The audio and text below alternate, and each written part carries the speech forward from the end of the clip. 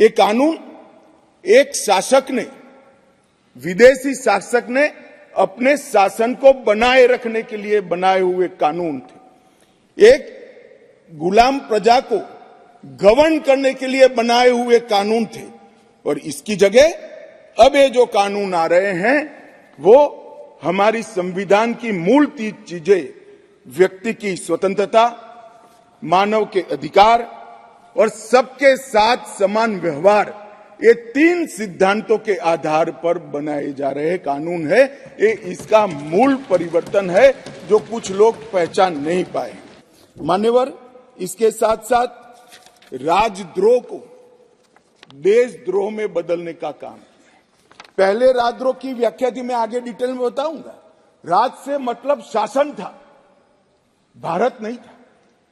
किसी भी राज्यकर्ता के खिलाफ कोई भी कुछ बोलता था तो इसके पर अपराध, राजद्रोह का कानून लग जाता था। हमने व्यक्ति की जगह देश को रखा है। व्यक्ति की टीका ये लोकतंत्र का सबसे अच्छा लक्षण है और देश को नुकसान करने वाले को कभी बख्शना नहीं चाहिए, ये दृढ़ता भी इसमें है। राजद्रोह को इतने साल के बाद देशद्रोह में परिवर्तित करने का काम ये कानून करेगा। मान्यवर, कानून में आज इस सदन के सभी सभासदों को गारंटी देना चाहता हूं कि आने वाले 100 साल के टेक्निकल इनोवेशन जितने भी होंगे, इसकी कल्पना कर कर हमारी न्यायिक पद्धति को इससे सुसज्ज करने के लिए सारे प्रोविजन इसी कानून के अंदर कर दिए गए हैं और सारी टेक्नोलॉजी का उपयोग कर कर जल्दी न्याय बने, इसके लिए भी हम आगे बढ़ रहे हैं। मॉब लिंचिंग का प्रावधान भी किया है। एक बार मैं किसी भाषण में चिदंबरम साहब को सुन रहा था। उन्होंने कहा कि गृह मंत्री की परीक्षा है कि नया कानून लेकर आएंगे तो मॉब लिंचिंग का क्या करेंगे। चिदंबरम साहब, ना आप हमारी पार्टी को समझे हो, ना हमारे सिद्धांतों को समझे हो। हमारी पार्टी की केवल एक और एक आइडियोलॉजी है, भारत का उत्कर्ष। एकमात्र आइडियोलॉजी पर Bharatiya Janata party. Mob lynching घृणित अपराध है और उसको हम नए कानून में फांसी की सजा का प्रावधान कर कर इंक्लूड कर रहे हैं। मगर अब मैं आपको पूछना चाहता हूं, आपने भी इस देश में 70 साल में 58 साल शासन किया है, आपने मॉब लिंचिंग को भला अब तक क्यों नहीं लाए थे? हम तो जब बदलाव किए तब लाए। मॉब लिंचिंग शब्द का उपयोग हमें गाली बोलने के लिए तो खूब किया, मगर जब सत्ता में आए तब भूल गए। इस प्रकार के व्यवहार को जनता जानती है, इसीलिए उस ओर बैठे हो और उस ओर से भी सदन के बाहर बैठे हो। मान्यवर, ये जो इनका डबल स्टैंडर्ड है, इसके कारण उनकी पार्टी को आज इतनी सारी दिक्कतें उठानी पड़ी है। मान्यवर, भारतीय नागरिक सुरक्षा संहिता, इसमें पहले सीआरपीसी में 484 धाराएं थी, इसके जगह अब 531 होंगी। 177 धाराओं में बदलाव किया गया है, 9 नए जोड़े गए हैं, 39 नए सबसेक्शन जोड़े गए हैं, 44 नए प्रोविजन और स्पष्टीकरण जोड़े गए हैं, 35 सेक्शन में टाइमलाइन जोड़ी गई है और 14 धाराओं को निरस्त कर हटा दिया गया है। इसी तरह आईपीसी की जगह भारतीय न्याय संहिता में पहले 511 धाराएं थी, इसकी जगह 358 अब रह गई है। 21 नए अपराधों को जोड़ा गया है। 41 अपराधों में कारावास की अवधि को बढ़ाया गया है। 82 अपराधों में जुर्माना बढ़ाया गया है। 25 अपराधों में अनिवार्य न्यूनतम सजा शुरू की गई है। 6 अपराधों को सामुदायिक सेवा का दंड, कम्युनिटी सर्विस का पेनल्टी देने का काम किया गया है और 19 धाराओं को निरस्त कर दिया गया है। और भारतीय साक्ष्य अधिनियम, एविडेंस एक्ट को 167 धाराएं थी, इसकी जगह 170 धाराएं बनी हैं। 24 धाराओं में बदलाव किया गया है। 2 नई धाराएं 6 उपधाराएं जोड़ी गई हैं और 6 धाराओं को हटाने का काम भी करा गया है। इस देश में अभी 3 प्रकार की न्याय प्रणाली है। कहीं मेट्रो जज होते हैं, कहीं नहीं होते हैं, कहीं फर्स्ट क्लास मजिस्ट्रेट होते हैं, कहीं नहीं होते हैं। ये कानून पारित होने के बाद कश्मीर से कन्याकुमारी और द्वारिका से लेकर आसाम तक सभी देश में एक ही प्रकार की न्याय प्रणाली होगी और न्याय प्रणाली का में समानता इसी कानून के माध्यम से आएगी। मान्यवर, इसमें डायरेक्टर ऑफ प्रोसिक्यूशन का एक्सटेंशन और उसका महत्व और उसको कंपलसरी करने का काम किया है, क्योंकि न्याय प्रणालिका में किसी निर्दोष को अन्याय हो जाए या तो किसी विक्टिम को न्याय न मिले, दोनों किस्सों में हमारी त्रिस्तरीय न्यायिक व्यवस्था है, उसमें अपील का बड़ा महत्व है। आज अपील का निर्णय वो ही लोग करते हैं जो वो गलती जो हुई है, मानो विक्टिम को लगता है कि मेरे साथ न्याय नहीं हुआ है, तो वो ही निर्णय करते हैं अपील करनी या नहीं करनी जिसने ये गलती की है। अब एक स्वतंत्र डायरेक्टर ऑफ प्रोसिक्यूशन हर जिले में भी बनेगा, राज्य स्तर पे भी बनेगा, जो पारदर्शिता के साथ एक केस में अपील करने लायक है या नहीं है उसका निर्णय करेगा। उसमें पुलिस का और प्रोसिक्यूटर का केवल और केवल अभिप्राय होगा, निर्णय एक तटस्थ प्रणाली का होगा जिसको डायरेक्टर ऑफ प्रोसिक्यूशन के नाम से यहां इंट्रोड्यूस किया गया है। पुलिस की अकाउंटेबिलिटी कई सारे मामलों में तय की है। जैसे इस देश की अदालतों में हेबियस ढेर सारी होती है, परिवारजन जाते हैं, हमारे सगा संबंधी कहाँ है हमें मालूम ही नहीं है, पुलिस कहती है हमारे पास नहीं है। अब तय कर दिया है गिरफ्तार व्यक्तियों की सूचना अनिवार्य रूप से हर पुलिस स्टेशन पर रखनी पड़ेगी और एक पुलिस अधिकारी को इसके लिए जिम्मेदार करना पड़ेगा। मान्यवर, इस तरह से मैं आगे बाद में बताऊंगा, परंतु ढेर सारी चीजों को हमने पुलिस की अकाउंटेबिलिटी फिक्स करने का भी इस कानून के माध्यम से काम किया है। और विक्टिम सेंट्रिक कानून जब मैं कहता हूं तब मान्यवर हमने ढेर सारा विक्टिमों को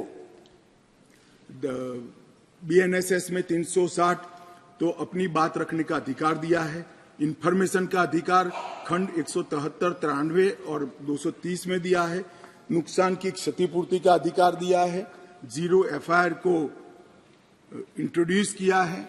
अब कोई भी मुकदमा स्टेट विक्टिम की परमिशन के बगैर, विक्टिम को सुने बगैर कोर्ट सिर्फ स्टेट के कहने पर विड्रॉ नहीं कर सकती। जो विक्टिम है उसको सुनना पड़ेगा, उसके ऑब्जेक्शन को भी सुनना पड़ेगा। विक्टिम को, जो फरियादी है, उसको 90 दिनों में जांच की प्रगति के बारे में इंफॉर्मेशन देने की जिम्मेदारी पुलिस की गई है। एफआईआर, गवाहों के बयान और पुलिस की रिपोर्ट, ये सभी को कंपलसरी कॉपी देने का प्रोविजन इसके अंदर कर दिया गया है।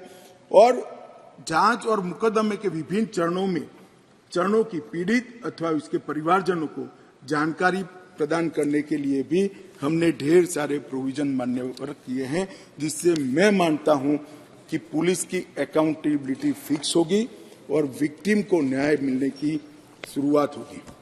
मान्यवर, हमने महिलाओं और बच्चों की सुरक्षा के लिए भी ढेर सारे प्रोविजन किए हैं। मान्यवर, भारतीय न्याय संहिता में एक नया चैप्टर महिलाओं और बच्चे के प्रति अपराध हमने ऐड किया है।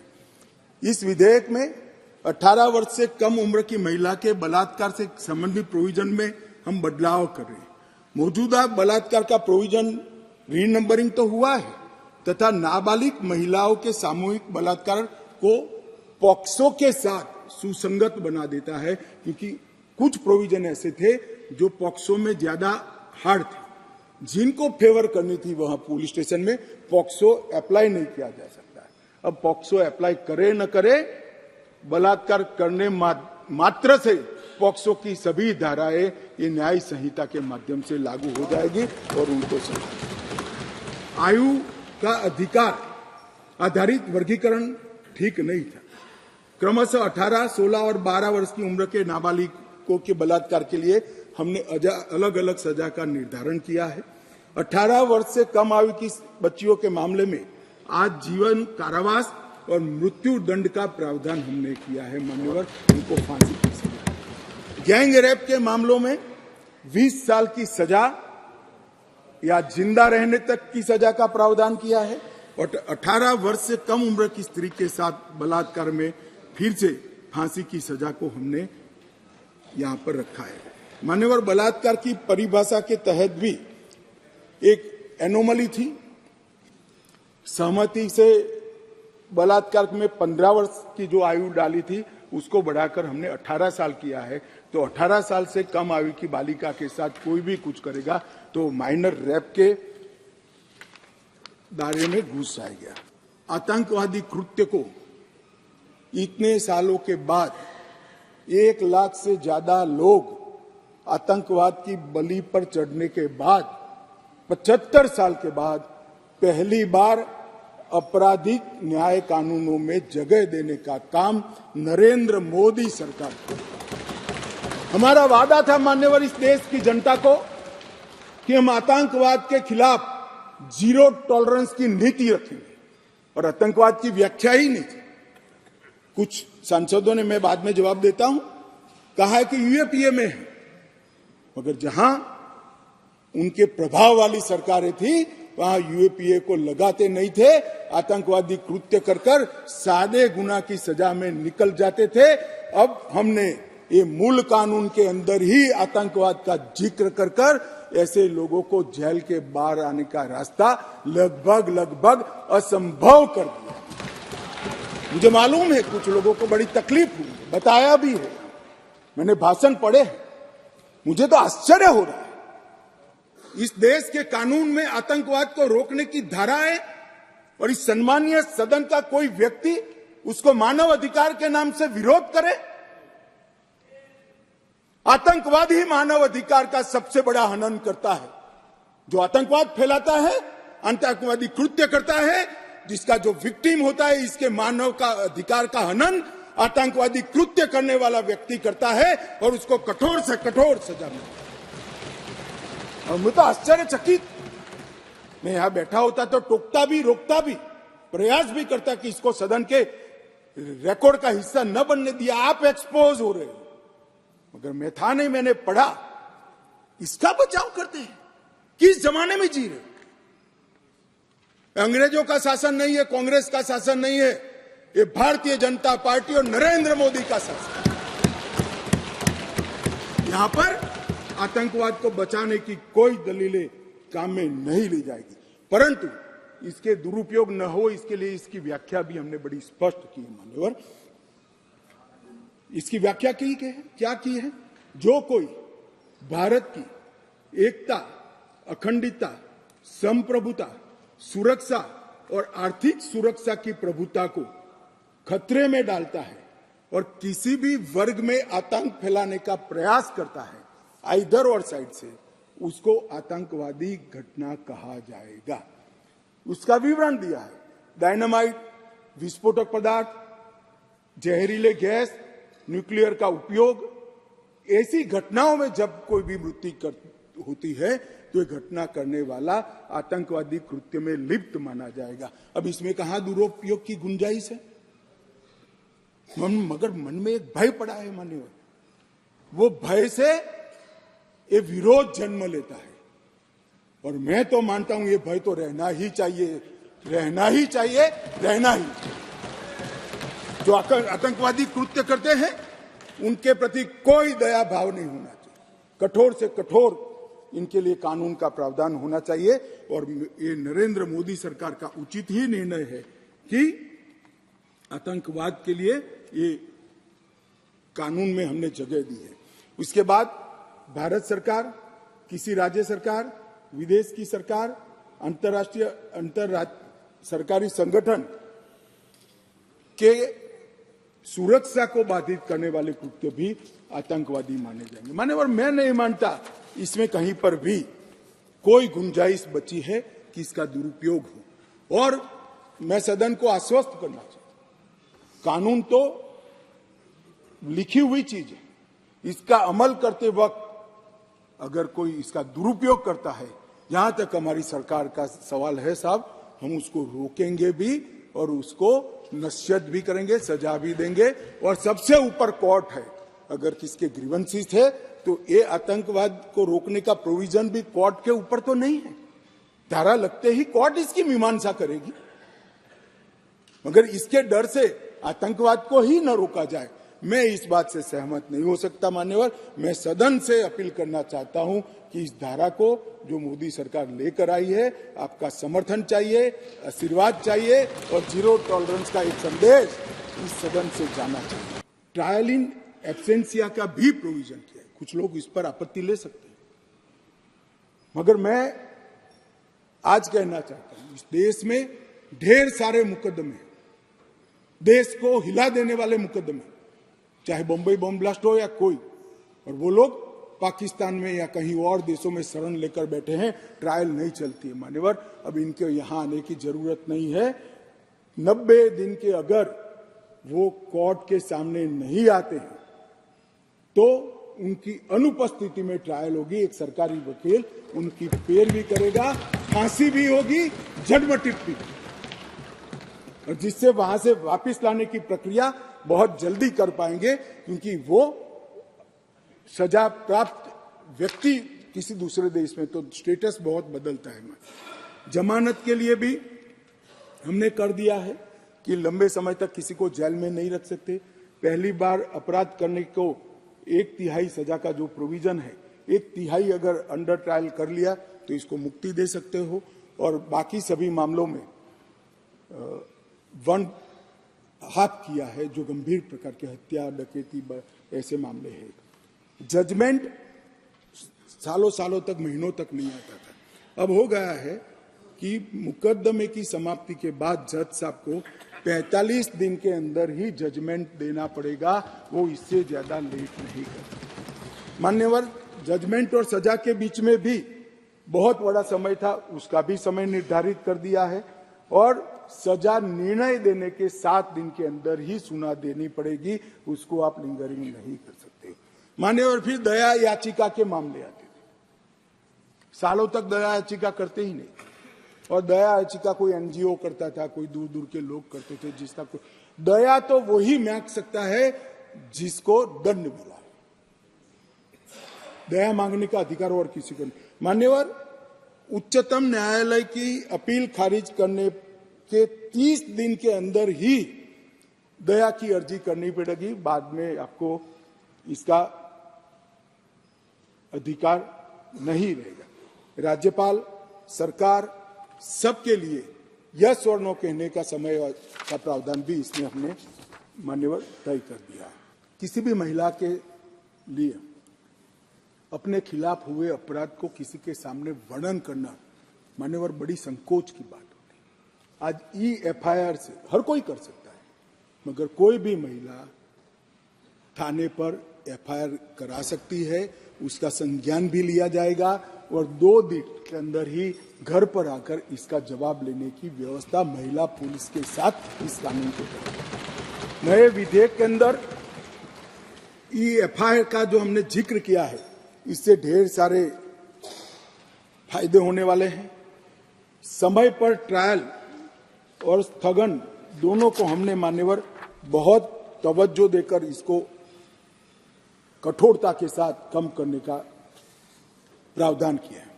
टेक्नोलॉजी का उपयोग भी कई जगह पे हमने पुलिस के अधिकारों के दुरुपयोग को कर्टेल करने के लिए किया है।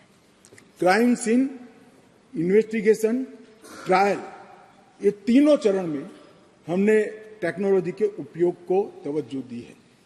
पुलिस जांच में पारदर्शिता और जवाबदेही इससे निश्चित रूप से सुनिश्चित तो होगी ही होगी, परंतु सबूतों की गुणवत्ता में भी सुधार होगा। विक्टिम और आरोपी दोनों के अधिकारों की रक्षा होगी। मान्यवर, FIR से केस डायरी से चार्जशीट, वहां से जजमेंट तक की पूरी प्रक्रिया को डिजिटलाइज करने का हमने कानूनी प्रावधान इस कानून के अंदर लेकर आए। एविडेंस, तलाशी और जब्ती तीनों में वीडियो रिकॉर्डिंग की हमने कंपलसरी प्रोविजन किया है। कोई भी घर पे जाकर पुलिस जब्ती करती है तो उसका वीडियो रिकॉर्डिंग किया जाएगा, एविडेंस कलेक्ट करते हो उसका भी हो जाएगा और तलाशी का भी हो जाएगा। इससे कोई किसी को फ्रेम करने की संभावनाओं पर बहुत बड़ी कमी आ जाएगी। और बलात्कार के मामले में भी पीड़ित का बयान कंपलसरी करने का निर्णय नरेंद्र मोदी सरकार ने किया है। वो लेना ही पड़ेगा, ऑनलाइन बयान लेना पड़ेगा, इसका रिकॉर्डिंग करना पड़ेगा, जिससे वगदार आदमी आने के बाद वो बयान को बदलवा नहीं सकता। मान्यवर, दूर दूरस्थ के गांवों में बयान तो ले लीजिए जाते हैं, मगर जब मालूम पड़ता है कि बलात्कार किसने करा है तो बयान को बदल भी दिए जाते। अब ऑनलाइन बयान लेना है और इसकी 3 कॉपी 3 जगह पे, एक हॉस्पिटल में, एक पुलिस थाने पर और एक न्यायाधीश के यहाँ 24 घंटे में पहुंचानी है, जिससे बदलने में बहुत बड़ी दिक्कत होगी। मान्यवर, सबसे बड़ा जो मैंने कहा ट्रायल इन एब्सेंशिया, कुछ सदस्यों ने इसके खिलाफ थोड़ा आवाज भी उठाया है, ज्यादातर तो बाहर थे तो बहुत नहीं उठ पाया, वरना तो हर एक बोलता। मगर मैं ये पूछना चाहता हूं मान्यवर, गुनाह कर कर जो देश के बाहर भाग गए हैं, इनके प्रति क्या सिंपैथी है आपकी भाई? मुझे बताइए तो। सैकड़ों लोग बम धमाके में मार दिए जाते हैं, कश्मीर में आतंकवाद कर कर, पैदल चलकर पाकिस्तान में छुप जाते हैं। क्या इनको सजा करनी चाहिए या नहीं करनी चाहिए? मेरा बहुत शार्प क्वेश्चन है। क्या सिंपैथी है आपकी इसकी? अब नहीं बख्शा जाएगा, आप आओ ना आओ, आपको सजा भी होगी और आपकी संपत्ति भी होगी। ये देश ऐसे नहीं चल सकता। और अगर न्याय ही चाहिए तो कानून की शरण में आइए। भारत के संविधान में हर गरीब से गरीब व्यक्ति और हर पीड़ित से पीड़ित व्यक्ति की न्याय की सुविधा है। न्याय मिलेगा, मगर मालूम है न्याय में सजा ही मिलने वाली है, इसलिए आप देश के बाहर भाग जाओगे और ट्रायल नहीं चलेगा। ऐसा अब नहीं चलेगा। मान्यवर, एक आया कि दया की याचिका मामले में थर्ड पार्टी को अधिकार देना चाहिए। मैं बिल्कुल खिलाफ। अगर जिस व्यक्ति ने गुनाह किया है उसको अपने गुनाह का एहसास ही नहीं है, पछतावा ही नहीं है, तो दया शब्द पर इसका कोई अधिकार नहीं है। जिसको गुनाह कर कर अगर पछतावा नहीं होता है उसको दया का कोई अधिकार नहीं है। दया का अधिकार उसी का बनता है जो बाद में बोली हरसिमरत बहन, मैं समझ रहा हूं आप क्या कहना चाहते हैं। दया का अधिकार उसी को बनता है जो अपने कृत्य को से पछतावा करता है। कोई व्यक्ति आतंकवादी कृत्य करेगा और जेल में जाएगा और फिर कहेगा कि मैं तो नहीं मांगता, मेरी मन स्वीकारने के लिए तैयार नहीं है, मैंने कृत्य किया, और इस पर दया की जाए, मैं सहमत नहीं हूं साहब। ऐसा कभी नहीं हो सकता।